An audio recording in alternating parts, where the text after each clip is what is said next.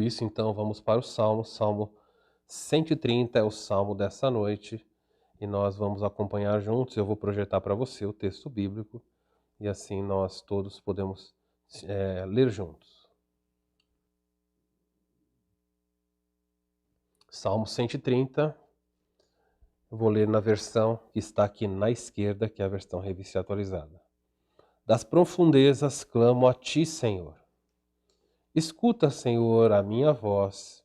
Estejam alertas os teus ouvidos às minhas súplicas. Se observardes, Senhor, iniquidades, quem, Senhor, subsistirá? Contigo, porém, está o perdão para que te temam. Aguardo o Senhor, a minha alma aguarda. Eu espero pela sua palavra, ou na sua palavra. A minha alma anseia pelo Senhor mais do que os guardas pelo romper da manhã. Mais do que os guardas pelo romper da manhã. Espere Israel no Senhor, pois no Senhor há misericórdia, nele copiosa redenção. Ele é quem redime a Israel de todas as suas iniquidades. Esse é o salmo dessa noite. Vamos caminhar então tirando as lições que podem ser observadas no texto.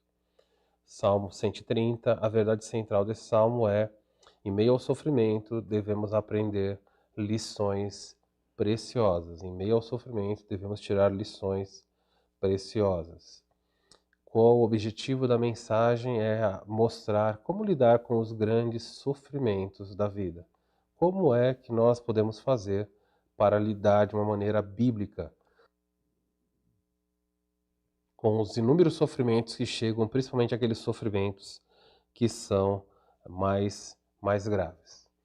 Entre os inúmeros salmos que nós temos estudado, nós chegamos hoje no Salmo 130, e nós estamos falando já toda vez que estudamos esse salmo, desde o Salmo 120 até o Salmo 134, nós temos uma coletânea de textos bíblicos que são chamados Salmos de Romagem. O judeu tinha por prescrição, por norma para eles, que eles deveriam visitar, eles podiam morar em qualquer lugar de Israel, mas pelo menos 3 vezes ao ano eles iriam até um lugar estabelecido por Deus, aonde a adoração coletiva acontecia, que era Jerusalém, que era o templo que existia na cidade de Jerusalém. Então os judeus tinham 3 festas, tinham várias festas, mas 3 grandes festas que todo judeu deveria observar. Eles viriam para Jerusalém na Páscoa, uma vez por ano, viriam para Jerusalém na festa de Pentecostes, viriam para lá também e viriam na festa dos tabernáculos, ok? E também havia uma festa chamada do Yom Kippur, o dia da expiação. O dia de Yom Kippur era um dia no ano em que o sacerdote fazia expiação, o sumo sacerdote nesse caso, faria expiação pelo pecado da nação toda. Pediria a Deus perdão pelo pecado de toda a nação. Então os judeus tinham essas 3 festas. Então, enquanto eles peregrinavam rumo a Jerusalém, saindo das suas casas, indo rumo à cidade, eles cantavam uma coletânea de salmos, que começava no Salmo 120 e até o Salmo 134. Por quê? São salmos que falavam sobre o dia a dia deles, as lutas que eles passavam. E nesse salmo aqui, nós não sabemos, diferentemente de outros salmos, nós não sabemos quem é o autor. Não sabemos quem escreveu, não tem para nós nenhuma indicação. Nós também não sabemos no Salmo a data, a ocasião, o que gerou a escrita desse Salmo, qual foi o contexto que fez com que o salmista escrevesse isso. É possível, à luz nas entrelinhas do que ele escreve, é possível associar com alguns eventos, mas fica difícil porque nós não temos certeza. Então nós vamos olhar para esse Salmo, tirar as lições que o Salmo ensina, sem saber quem é o autor, não mudaria muito para nós aqui a ideia, e não sabemos qual é o contexto, mas sabemos um pouco do que está acontecendo no coração do salmista que levou ele a escrever. Sabemos que ele está passando por problemas. O Salmo, o título do Salmo chama-se Das Profundezas. Por que esse título foi dado a esse Salmo? Salmo das Profundezas. Era um cântico que lembrava sobre alguém que chegou ao fundo do poço. É possível que essa pessoa estivesse passando por um grande problema. Pode ser a nação toda. Alguns acham que o salmo foi escrito quando o povo estava na Babilônia, quando o povo estava cativo durante 70 anos na Babilônia. Então o salmo foi composto lá. Possível, é uma possibilidade. Alguns dizem que esse salmo foi escrito por um homem que estava passando por grande sofrimento decorrente de pecado. Alguma coisa que ele fez, não conta para nós, não está registrado, mas alguma coisa terrível ele fez e ele mesmo entende que a disciplina, que o sofrimento que está vindo sobre ele é decorrente dos erros que ele praticou. Então nós vamos olhar para esse salmo para aprender como lidar com grandes sofrimentos. Sofrimentos chegam na vida, são inevitáveis, eles são grandes, pequenos, mas todos nós lidamos com sofrimento. E quando nós falamos de lidar com o sofrimento, é preciso que você entenda o seguinte: nem sempre o sofrimento é fruto de pecado. Então, preste atenção. Pecado gera sofrimento. Pecado gera grande sofrimento. Mas nem todo grande sofrimento, nem todo sofrimento é fruto de pecado. Espero que você consiga associar. Todo pecado gera sofrimento, mas nem todo sofrimento é fruto de pecado. Às vezes nós sofremos porque é o plano de Deus, é o propósito dele para aquele momento da nossa vida. Você está exatamente obedecendo a Deus, fazendo o que Deus quer, e ele traz à sua vida sofrimento. Ah, pastor, como nós sabemos isso? Olha para a vida de Cristo. Cristo padeceu, homem de dores, sofreu muito. Ele pecou? Não. Então, o sofrimento na vida de Jesus não era fruto de pecado. O sofrimento na vida de Jesus era fruto da obediência, fruto de um plano que o Pai tinha para ele. E outros personagens que nós olhamos para a vida de Jó e nós não encontramos pecado. Nós acabamos de ver Deus elogiando ele no capítulo 1, dizendo: o homem justo como ele não há. E logo depois o sofrimento chega. Nem sempre o sofrimento é fruto de pecado. João Batista vai ser preso e logo depois vai ser decapitado. O que ele tinha feito? Nada de errado. Então, olhe para a sua vida. Se você identificar sofrimento, você deve buscar, tentar entender. O que eu estou passando é fruto de pecado? É porque eu tomei uma decisão errada? É porque eu fiz algo?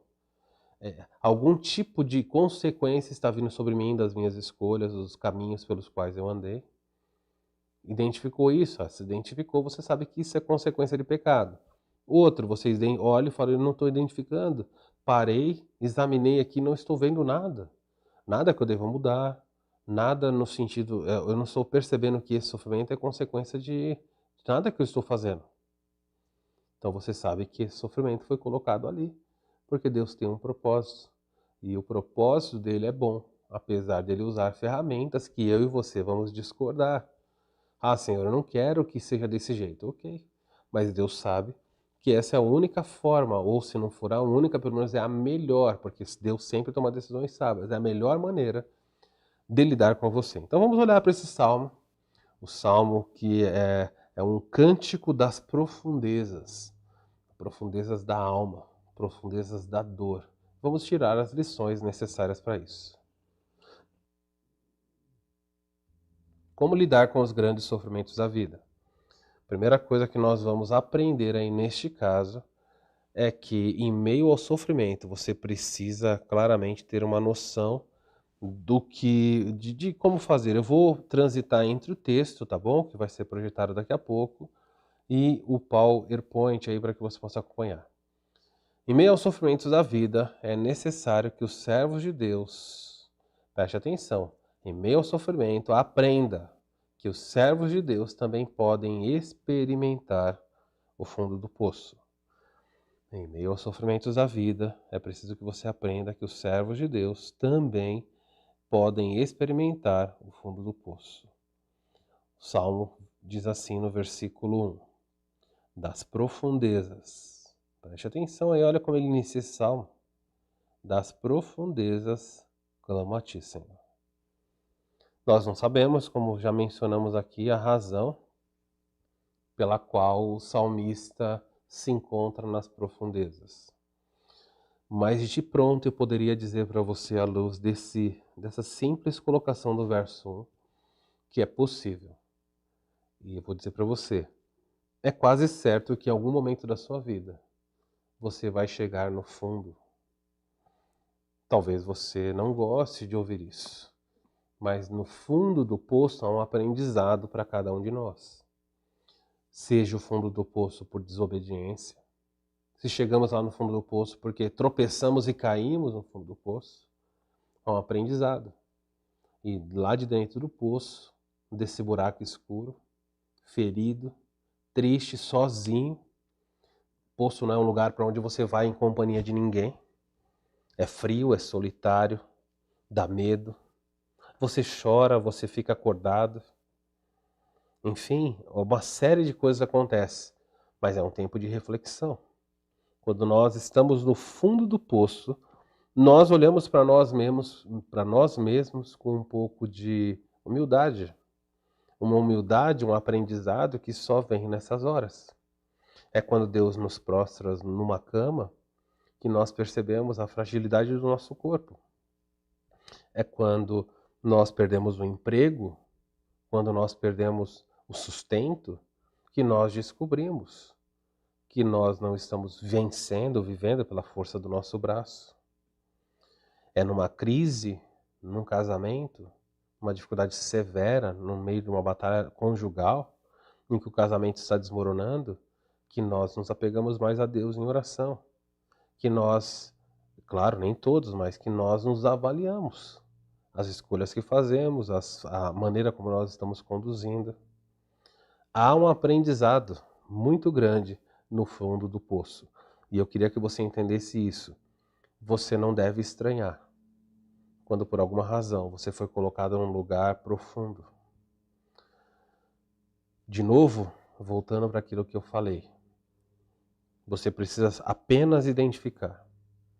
Eu, quando penso no que o Salmo diz, das profundezas clamo a ti, é inevitável que venha à minha mente hoje a história do profeta Jonas. Talvez seja o personagem mais emblemático nesse sentido. Um tempo atrás estava fazendo um devocional com as minhas filhas e nós estávamos pensando a respeito da vida do profeta Jonas. Deus entra na sua vida de repente.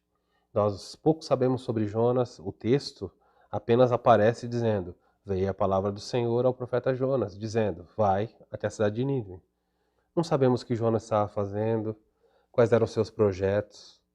Não sabemos se Jonas tinha planos para aquela época ou se estava engajado em algum projeto. Simplesmente Deus entrou de repente na vida dele e deu uma ordem.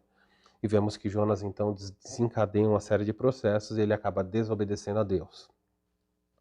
Na sua desobediência, uma série, se você olhar para o versículo de Jonas, depois você pode ler porque eu não vou projetar agora, mas Jonas capítulo 1 mostra uma série de, eu diria, de aprofundamento. Jonas vai pouco a pouco para a profundeza. Se você ler Jonas 1, fala assim: então Jonas se arrumou e desceu a Jope. E aparece a palavrinha lá. Não sem querer. O Espírito Santo coloca: Jonas desceu até Jope. Desceu nesse sentido, geograficamente, da onde ele estava, topograficamente, não é? O porto, como qualquer lugar, né? O nível do mar era mais baixo. Desceu até lá. Chegando lá, encontrou um navio. O navio é para Tarsis. E o texto fala que ele entra no navio, desce ao porão do navio. De novo aparece a palavra desceu. Então ele entra no porão do navio, depois ele vai para a cama, na cama ele vai dormir. E entre em um sono profundo. Enquanto ele está em sono profundo, Deus manda uma tempestade.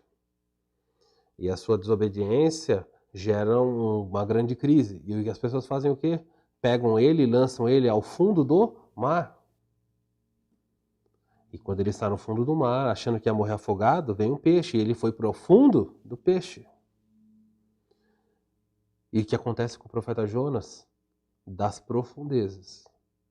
E olha, talvez seja o personagem que mais foi fundo mesmo.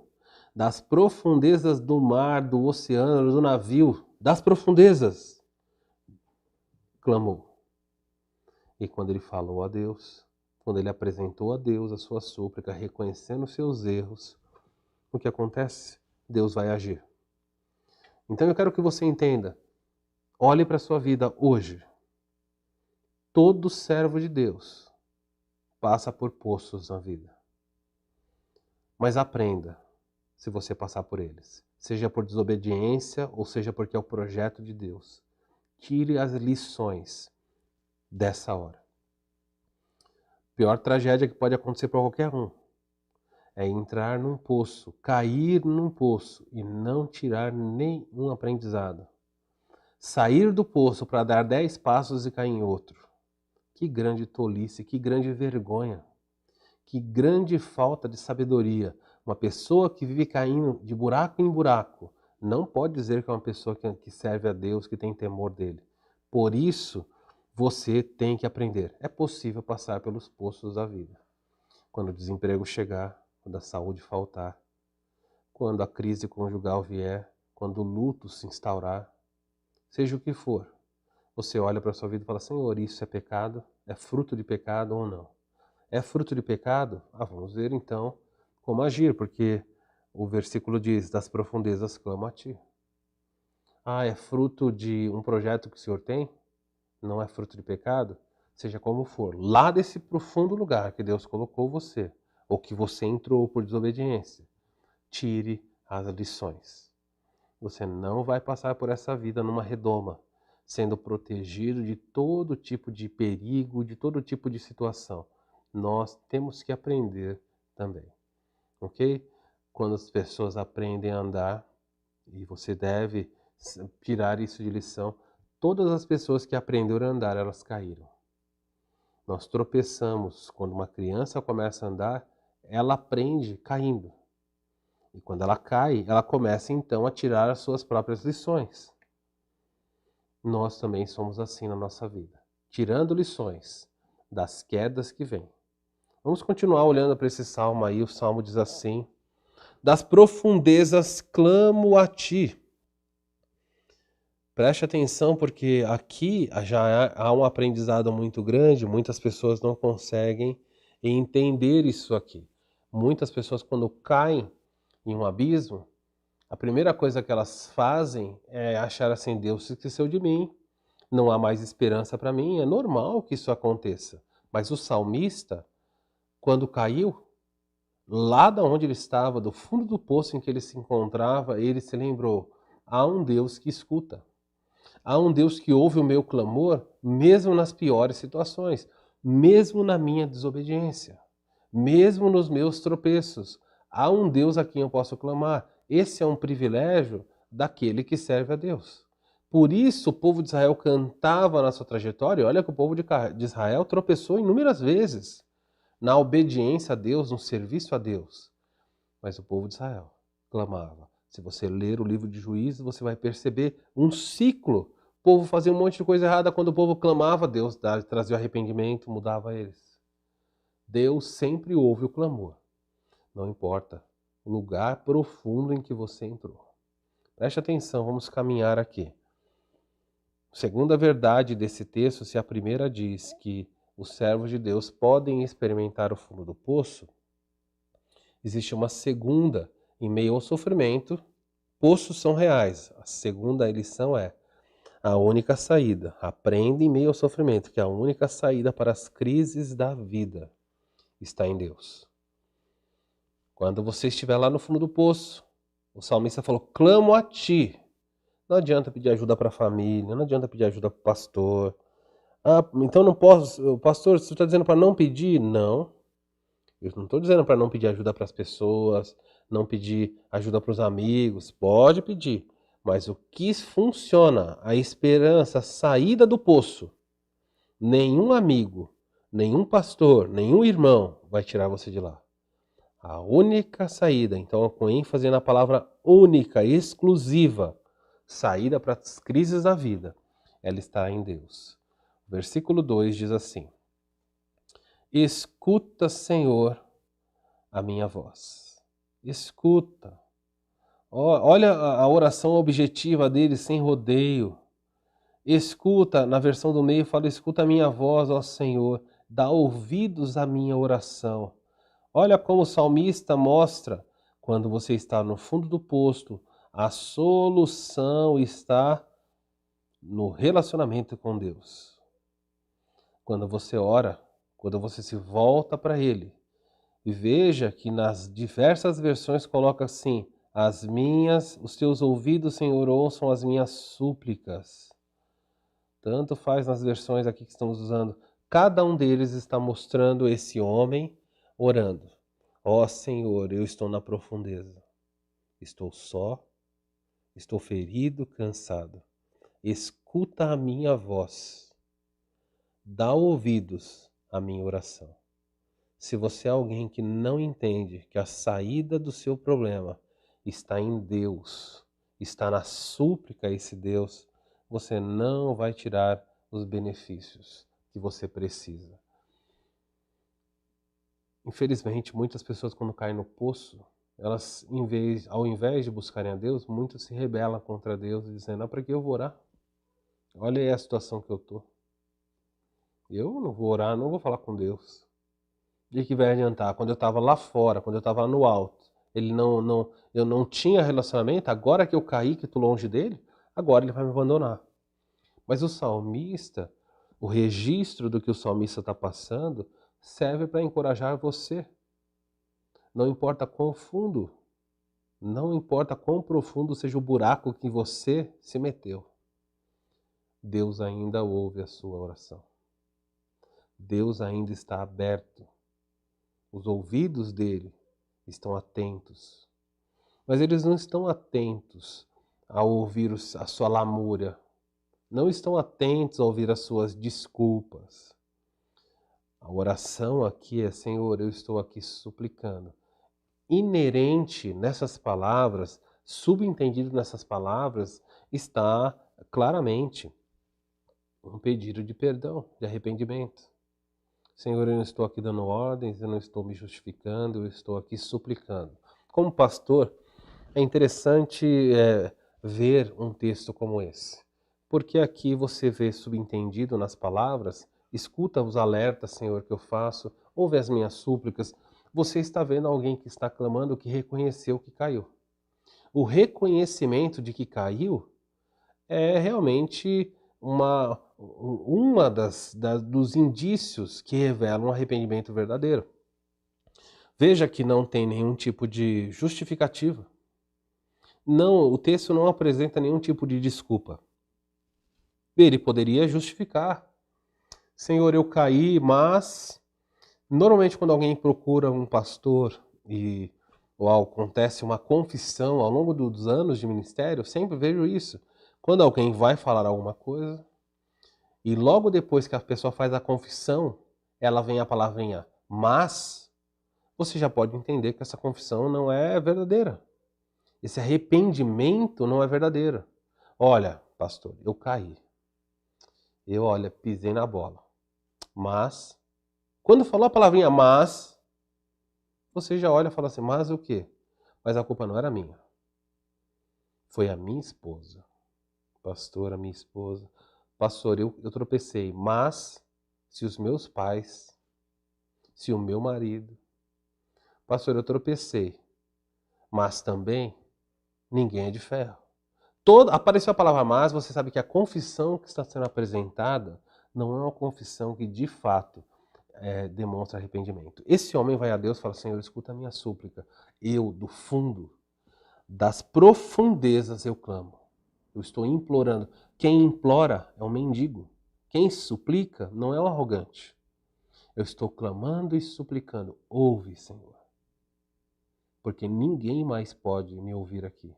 O lugar onde eu estou é tão fundo, tão escuro.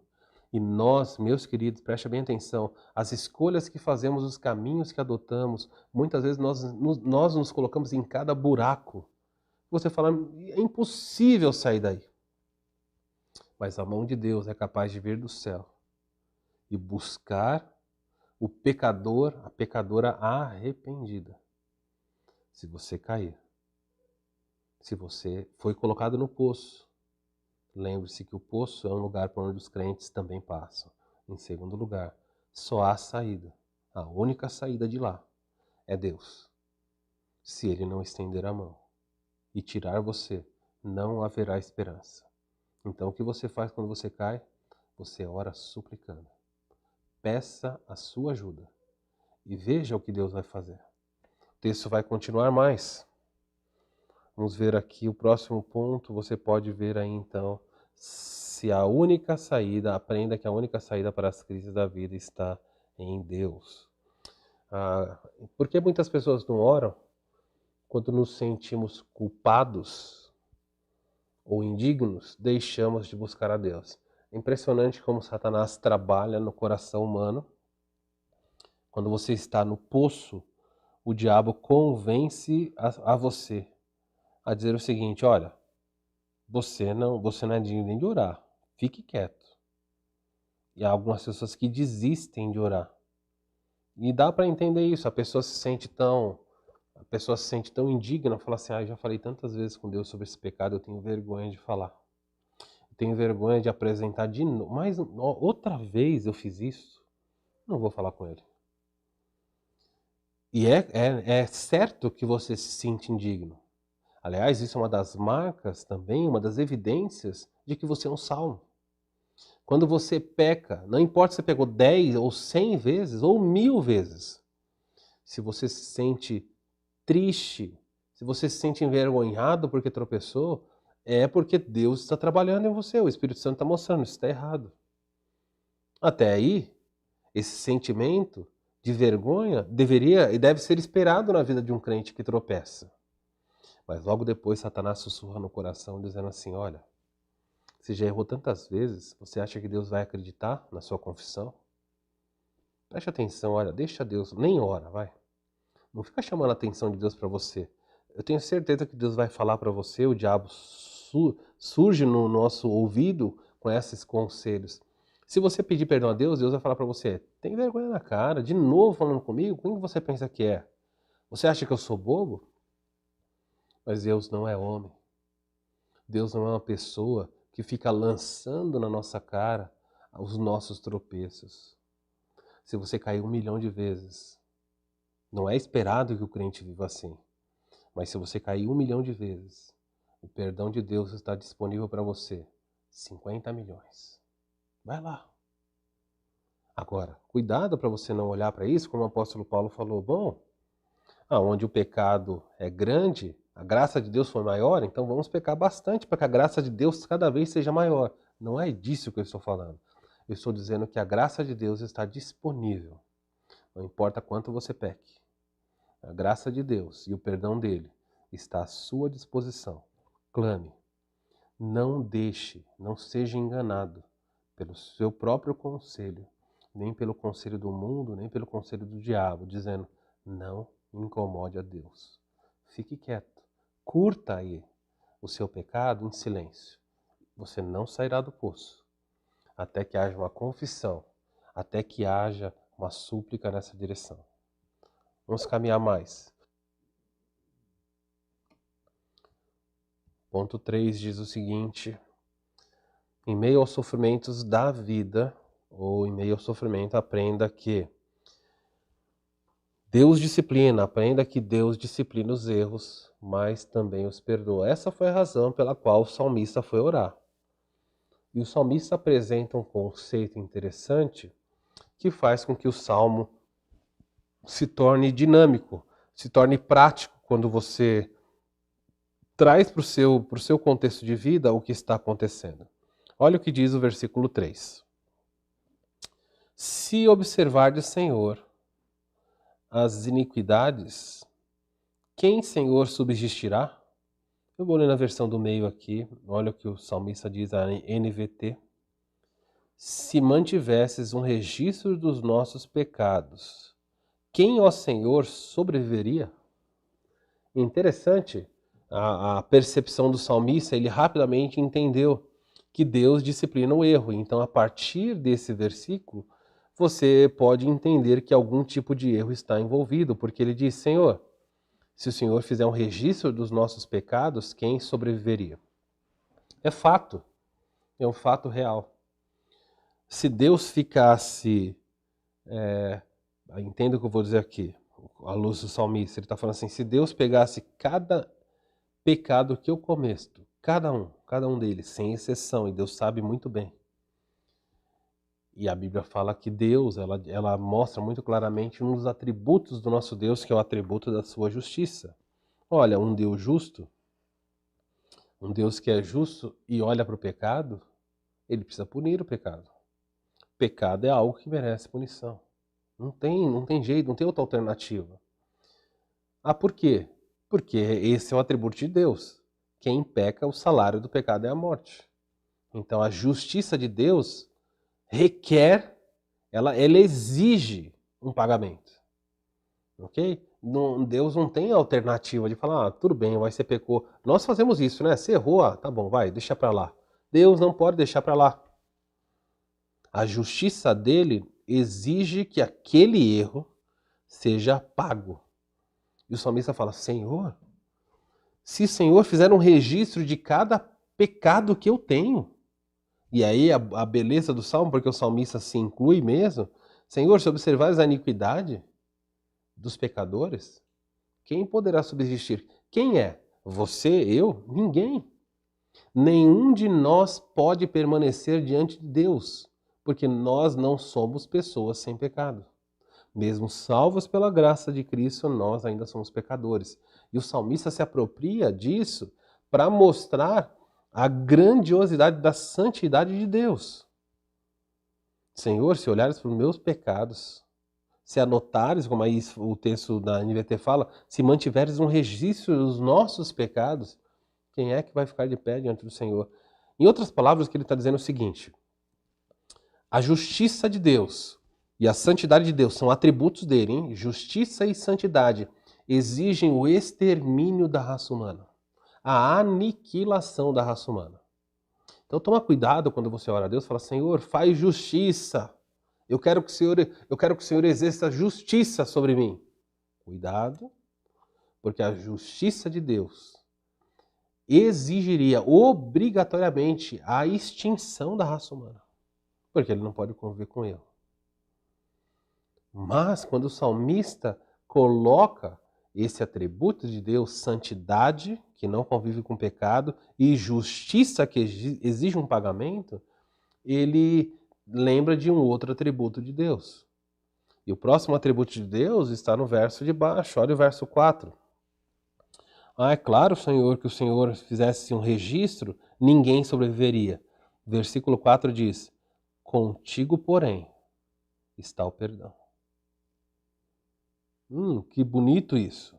O Senhor é um Deus que é santo, sua santidade exige punição, mas o Senhor não é um Deus só santo. O Senhor também é um Deus misericordioso. O Senhor também é um Deus de graça. E quando o salmista faz isso, o que ele está tentando fazer é enaltecer um equilíbrio que muitas vezes os crentes esquecem. O mundo faz muito isso. Olha só, é preciso que você entenda que há um equilíbrio entre os atributos de Deus. Não adianta enfatizar só justiça. Só justiça mataria todos. Só a santidade de Deus expulsaria todos da sua presença. Mas onde há justiça e santidade, também há graça e misericórdia.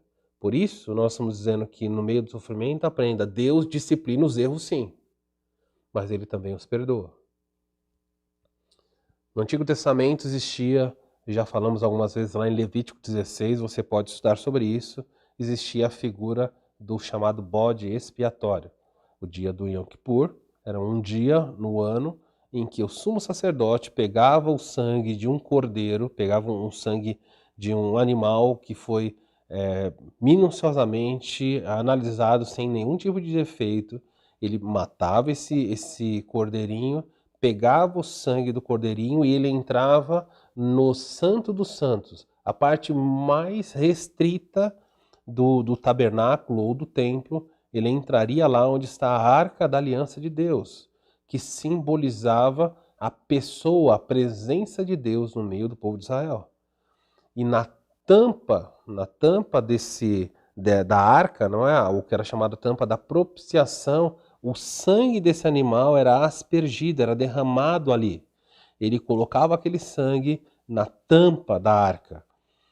E veja, no fundo da arca estavam os elementos que Deus ofereceu para a nação de Israel. As tábuas da lei foram dadas a Moisés, isso é o que estava dentro da arca. O maná, que simbolizava a provisão de Deus, estava um cajado que Arão usava com uma flor, com uma folha, na verdade, ali verde, né? Nascendo uma coisa, um contrassenso. Como é que podia ter um galho que não estava afincado, não tinha raiz? Como é que ele podia florescer? Cada um desses elementos, miraculosamente dados por Deus ali, as tábuas significando direção de Deus, instrução de Deus. O maná, a provisão, o cuidado de Deus. E o cajado, a direção ou a liderança de Deus. O povo rejeitou todas essas. Os 3 presentes que Deus deu, o povo rejeitou. A ira de Deus se acendia. E quando a ira de Deus se acendia, Deus queria matar. Lembra que eu acabei de falar do atributo de Deus, justiça? Deus queria matar o povo. Então o que acontecia? O sangue de um cordeiro inocente era colocado na tampa. E os querubins que estavam na ponta da arca, simbolizando Deus, olhando para dentro da arca, eles não viam mais os 3 elementos que foram rejeitados pelo povo. Entre os elementos que foram rejeitados, existia uma tampa com sangue inocente. Então a ira de Deus se aplacava. Deus demonstrava misericórdia para com o povo ao ver o sangue do cordeiro. Isso era um símbolo do que Jesus ia fazer na cruz, mas ao ver o sangue do cordeiro inocente na tampa da arca da aliança, a ira de Deus, ela se tornava favorável. Mas nós temos um problema. A misericórdia de Deus perdoava o povo de Israel. Mas alguém tinha que pagar o pecado. Lembra que eu falei que justiça requer pagamento? Deus não podia falar, Israel está perdoado, mas quem pagou? Então o sumo sacerdote pegava um bode e ele colocava as 2 mãos sobre a cabeça do bode e ele então orava, e o termo usado aí realmente é imputação. Ele colocava sobre esse bode os pecados de Israel. Então preste atenção. Você já ouviu a expressão, aquela pessoa é o bode expiatório. O bode expiatório é alguém que levou a culpa. Então hoje é usado esse termo para mostrar isso. O sumo sacerdote orava sobre o bode, colocava as mãos e falava, Deus, o pecado daquele povo, o cordeiro na tampa da arca fez o Senhor os perdoar. Mas quem vai pagar o pecado? Quem vai ser o substituto deles? Aí você tem o bode. Então o bode recebia o pecado, simbolicamente, pela imposição de mãos do sumo sacerdote, e depois o bode era lançado ao deserto, no símbolo de que o bode levaria os pecados para longe, afastando-se do povo de Deus. Esse é o conceito que você vê aqui no Salmo, versículo 4. No verso 4, claramente ele diz, contigo, porém, está o perdão. Então, um Deus que mata, o Deus que pune a iniquidade, também é o Deus que tem perdão. E quando ele derrama perdão, quando ele substitui a punição que deveria ser sobre nós, colocando sobre outra pessoa, como ele fez com Cristo, o texto do versículo 4 termina dizendo assim, para que te temam. Quando você é perdoado por Deus, há temor, e esse temor aqui não é o temor de medo, é o temor de respeito. Toda vez que alguém é perdoado, toda vez que alguém merecia uma justa punição, uma severa punição, mas Deus, que é rico em misericórdia, ao invés de punir, olha para o seu arrependimento e derrama para você graça e misericórdia, essa pessoa então passa a respeitá-lo, a temê-lo zelosamente em amor. Essa é a história de vida dos crentes. Por que nós amamos a Cristo? Por que nós amamos ao Senhor, o nosso Deus, que está nos céus? Porque nós o tememos? Porque eu e você éramos merecedores do inferno. E o que ele fez? Ele nos perdoou com o que Cristo fez. E quando eu olhei para o tamanho da graça, para o tamanho do perdão ofertado, eu passei a temê-lo. Eu passei a respeitá-lo, a reverenciá-lo como meu Senhor. É isso que o Salmo está dizendo. Por mais profundo que seja o poço em que você caiu, clame a Deus, porque Ele ouve os seus pedidos, as suas súplicas ali. E lembre-se, o mesmo Deus que puniu, se for o caso, colocando você num poço de sofrimento, de dor, de vergonha, é o mesmo Deus que é capaz de colocar a sua mão, perdoando, livrando, salvando. O povo de Israel sabia disso abertamente. E é por isso que o Salmo deixa bem claro, Senhor, ninguém sobreviveria, mas não está com o Senhor apenas a justiça, o perdão também está. Esse é o nosso Deus, um equilíbrio entre atributos. Pessoas que valorizam só a justiça pintam na cabeça das pessoas um Deus tirano, malvado. Pessoas que valorizam só o amor mostram um Deus liberal. Ah, não, pode pecar. Deus é amor, não vai fazer nada com você. Não, imagina. A carne é fraca. Deus sabe que a carne é fraca. Pode pecar, tá tudo certo. As duas caricaturas de Deus são deformidades da palavra. A beleza de Deus está nos dois aspectos. Santidade e justiça, que requer punição e pagamento. Graça e misericórdia, que perdoa o arrependido. Diante de você nessa noite, esse salmo está sendo apresentado para que você olhe para si mesmo, para as lutas e sofrimentos que vêm à sua vida, identificando a razão. Se for pecado, suplique, peça perdão. E o que acontece quando você faz isso? Estamos caminhando para o final. O versículo vai dizer assim: aguardo, Senhor, estou lendo na versão da esquerda. Aguardo o Senhor, a minha alma aguarda e espera na sua palavra. A minha alma anseia pelo Senhor mais que os guardas pelo romper da manhã, mais que os guardas pelo romper da manhã. Espere Israel, pois o Senhor há nele misericórdia, copiosa redenção. Ele é quem redime Israel das suas iniquidades. Aí você tem mais um ponto. Se não der tempo, eu paro aqui e nós seguimos depois. Vamos tentar concluir. Diz assim: em meio ao sofrimento, aprenda que Deus não muda quem é, Ele não muda quem Ele é, e nem o que disse, porque erramos. Vou tentar simplificar para você. Porque nós erramos, porque nós caímos, o fato de eu tropeçar, o fato de eu ser lançado num poço, Deus continua sendo quem Ele é. E o que Ele disse continua em vigor. Ou seja, Deus não muda quem é e nem o que disse, porque erramos.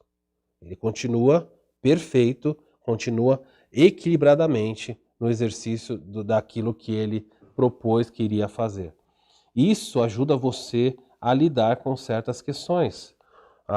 O nosso Deus é um Deus que se mantém coerente às suas promessas. Ele promete que vai te amar, Ele vai te amar. Por que é importante? Eu vou sintetizar isso aqui para que a gente possa caminhar para o final do nosso tempo aqui. Ele não muda.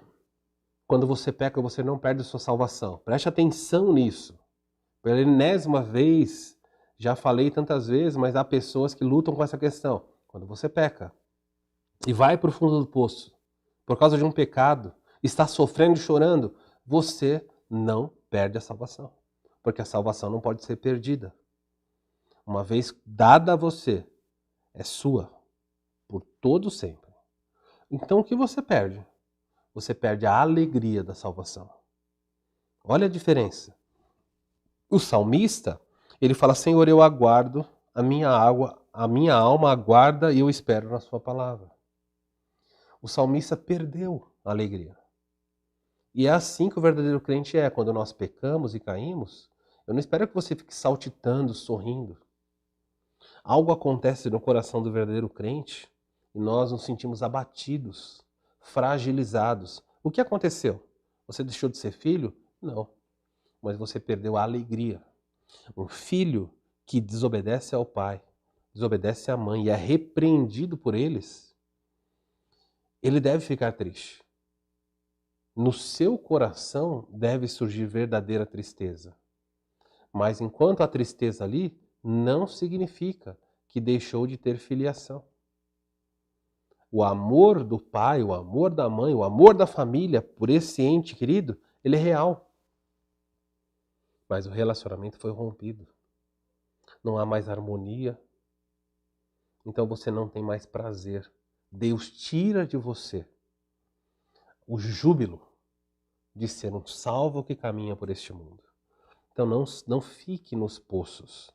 Não tenha prazer na desobediência. Deus tirará de você essa alegria se você tropeçar. O pecado rouba de nós a alegria da salvação. Por último lugar, em meio ao sofrimento, aprenda a esperar pela restauração que Deus dá. No meio do mais profundo sofrimento, lembre-se que Deus, Ele é aquele que restaura. Por isso o Salmo diz claramente, a minha alma anseia. Quando nós olhamos para o texto, para terminarmos, diz, a minha alma anseia pelo Senhor, mais do que os guardas pelo romper da manhã. O verso aqui de cima, ele usou a palavra também, olha. Eu espero na sua palavra. Eu sei que o Senhor não muda. Eu vou colocar minha esperança no Senhor. A minha alma anseia pelo Senhor mais do que os guardas. Aí ele usa uma figura que é fácil. Na época de Israel não existia luz, não é, elétrica. Então a sentinela que passava a noite nos muros, nas guaritas, olhando para a mata, olhando para as fronteiras, vendo se nenhum inimigo se aproximava, ele tinha muito medo, porque de noite era fácil o inimigo entrar, subir, atacar. Então eles ficavam desesperados, clamando a Deus para que amanhã chegasse, a luz do sol aparecesse e nenhum inimigo ficasse oculto.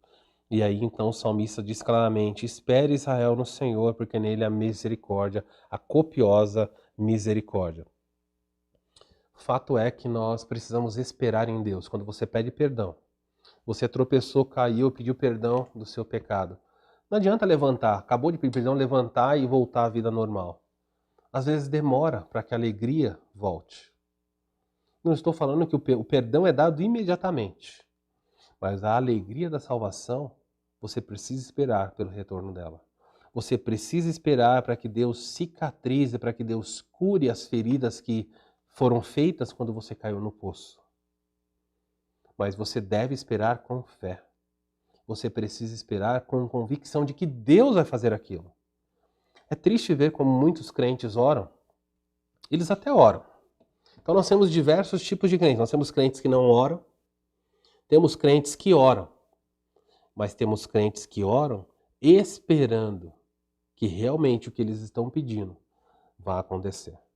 Certa vez foi dita a história de que no Nordeste do Brasil um grupo de pessoas estava passando por um tempo normal isso acontecer naquela região, de muita escassez de chuva.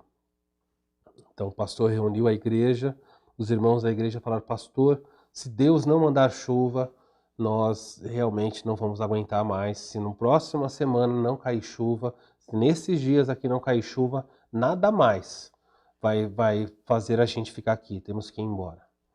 Então o pastor marcou uma reunião solene e convocou toda a igreja, falou, venha, nós vamos fazer uma vigília de oração e vamos pedir para que chova.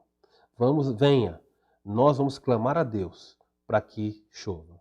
Então naquela noite a igreja estava lotada, todos os crentes vieram, ouvindo o convite do pastor, a convocação para clamar a Deus. Vamos pedir a Deus por chuva. Todos vieram, mas somente uma criança de 9 anos trouxe o guarda-chuva. A grande pergunta é, será que realmente eles esperavam que Deus fosse mandar chuva enquanto eles estivessem orando? Por que a menina trouxe o guarda-chuva? Porque ela foi a única que foi para aquela reunião acreditando. Deus pode responder no momento que nós estamos orando. Você ora e espera que Deus responda? Nós oramos e esquecemos o que nós pedimos. Nós oramos da boca para fora. Às vezes não temos convicção de que Deus vai atender. Espera, pois, em Deus. Ó minha alma, Eu espero pelo Senhor, mais do que os guardas anseio pelo sol da manhã. Espera, Israel, em Deus, porque nele há copiosa, abundante salvação. Espere em Deus. Se você está ferido, Ele te levantará. Espere em Deus, não desanime. Talvez Ele não faça na hora que você quer. Talvez Ele não faça imediatamente. Mas não desista, continue colocando a sua esperança no Senhor. Está aí o Salmo 128. Eu não vou continuar semana que vem. Há mais coisas aí, mas você pode, a partir do que falamos, estudar sozinho. Deus te ajude, Deus te abençoe. Vamos orar para terminar o nosso tempo aqui. Feche seus olhos, vamos falar com Deus. Pai, nós queremos apresentar diante do Senhor o nosso coração. É certo que as lutas dessa vida, é certo que os pecados pelos quais nós praticamos, é certo que desobediência, até mesmo a tua vontade, muitas vezes nos coloca num poço. Poços são lugares solitários, frios e tristes. Mas mesmo nos mais profundos poços da vida, há oportunidade de aprendizado. O aprendizado de que o Senhor ouve, não podemos, mesmo no fundo do poço, não estamos longe do Senhor. Há o aprendizado de que o Senhor é a única saída, não haverá outra. Não há esperança em mais ninguém, só o Senhor pode nos levantar daquela situação. Por isso, Senhor, nós te agradecemos porque não mudas.